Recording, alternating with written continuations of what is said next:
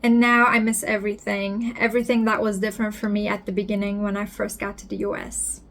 Hi everyone, welcome back to my channel. Today I want to talk about the culture shocks that I experienced in the US and the reverse culture shocks that I'm experiencing in my home country, Turkey. So let's get to it. The first thing that I want to mention is the size of the portions in the US, because I think that was the first culture shock for me.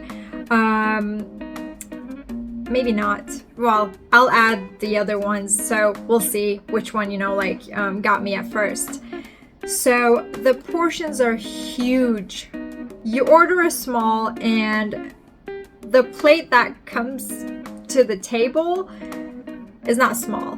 Believe me, it's actually a good thing because you pay for what you order and then you get to take the rest of it home with you. Another thing that was different was the to-go boxes, because here if you cannot finish your food, they don't automatically give you a box for you to take the rest home with you. But yeah, like I said, you take the rest home with you and then you eat it for another meal. So it actually makes a lot of sense to pay for that. You don't get to eat it for one meal only. And like I said, it's a good thing actually. Next thing that I want to talk about is how big the stores are. So the portions are not the only things that are big, but also the stores are so big. Let's talk about Walmart. You go in and the store is huge.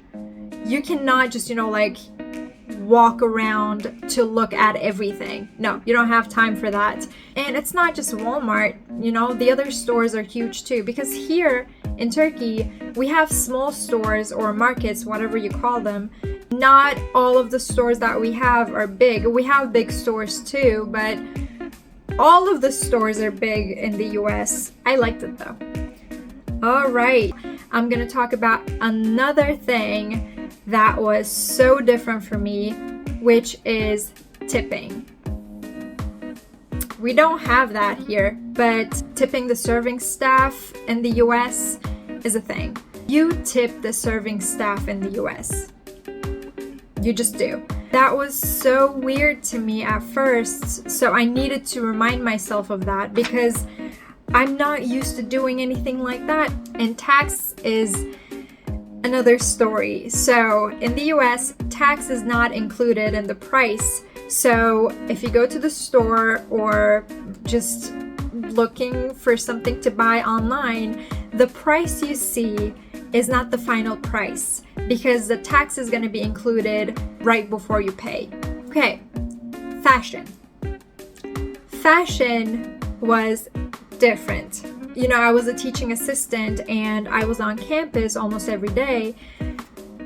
And seeing people with sweatpants and, PJs, that was so different for me because I remember, I don't even need to remember my university years. You cannot really see people walking with sweatpants or, PJs.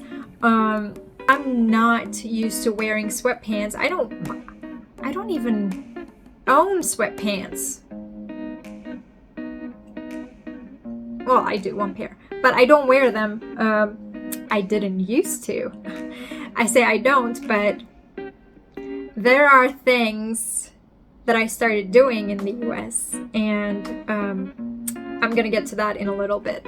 Whenever I was at the store, I was like, am I too dressed to go to the store? Because that's how I felt, and in time I started wearing sweatpants to the stores too, which was different but also liberating a little. Actually, we had a conference right after we got to the US, all the teaching assistants, supervisors and professors. So they told us, they were like, okay, you're here now and there are certain things that are gonna seem different. And one of them is that you're gonna see students with sweatpants, PJs, flip-flops, Crocs. So yeah, they told us because they knew that it was gonna be a huge difference for us. Also, there were things that were about the English language, which, you know, like is a big thing for me because I'm a language teacher. But the way people greet each other there is different than the way we learn at schools, you know? So instead of saying hi or hello, they say, how you doing? How are you? So like that's a way of greeting people, and that's the most common way. So whenever, you know, like I was in the store, they're like, how are you? How are you doing today? And then it's just the way of, you know, like saying hi, basically. The next thing I'm gonna mention is the air conditioning. I'm smiling because they like their AC. Let me tell you this, air conditioning was everywhere, in every store, every restaurant, every indoor place that you go to. The temperature difference between, you know, like outdoors and indoors, especially in summer, is crazy, is insane. At first, I was like, okay, I'm definitely gonna get sick because I'm not used to this. But now I'm the person that uses AC more than anyone here. This is a related topic. You cannot get a drink without ice if you don't ask for it. Like if you don't ask for no ice in your drink, you're gonna get your drink with ice. People are very friendly in the US, and I don't know if it happened to me only, but you get compliments from strangers all the time. I'm just kidding, by the way. That's the thing about American people. They compliment each other even though they're total strangers, because they just want to let you know that you look good that day, and your hair looks nice, or they like the color of your nail polish. And I miss that, naturally. Flags are everywhere. US flags are everywhere in the US. I'm not used to seeing flags everywhere either, unless it's a holiday here. Also, microwaving everything was different too. So if you haven't watched my previous videos, you can find it right here, and you can go watch it, because I'm talking about living in the US, finding an apartment and everything. Like I say in one of my previous videos, the one that you're gonna see, the apartments have the most used kitchen appliances, and microwave is one of them. And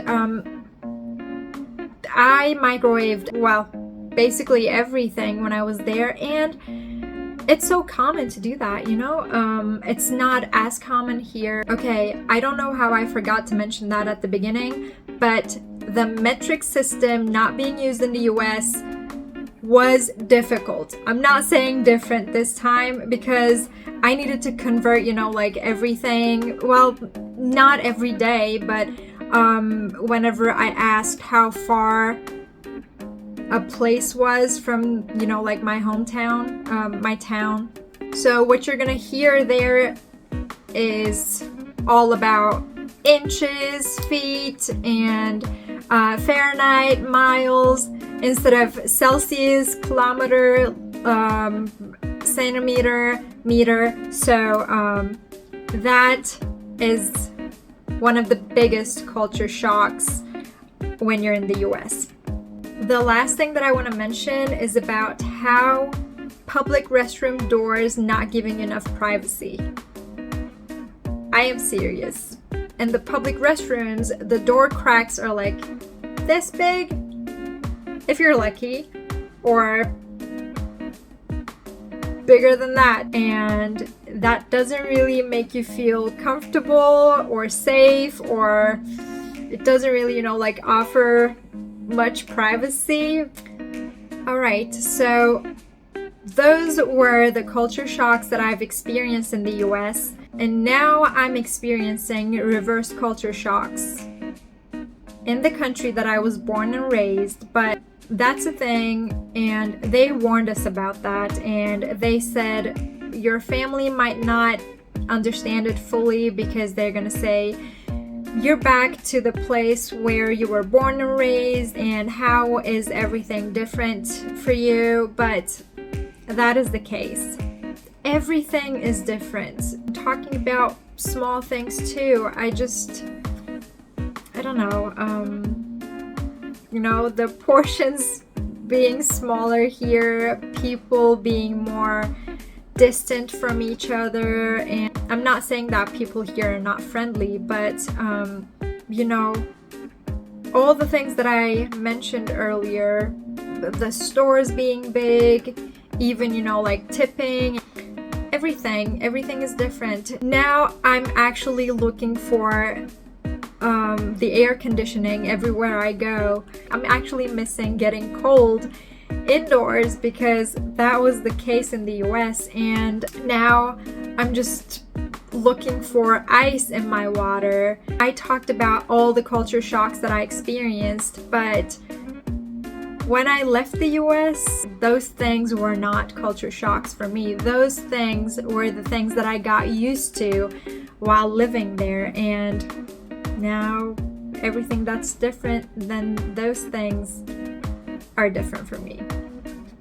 I'm happy to be able to share my thoughts with you because I just wanted to share how I experienced culture shocks, and now I'm experiencing reverse culture shocks. Okay, that's it from me today, everyone. Don't forget to subscribe, and I'll see you in my next video.